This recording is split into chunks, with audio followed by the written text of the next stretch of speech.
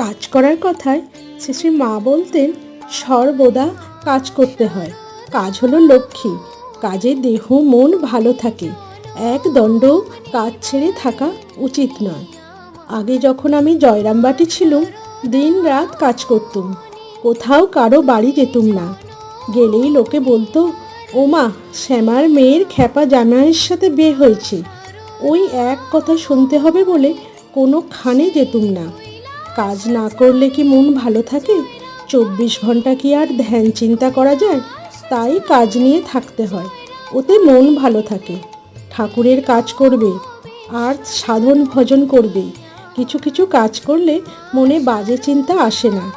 একাকী বসে থাকলে অনেক রকম চিন্তা আসে। কাজ করা চাই বই কি।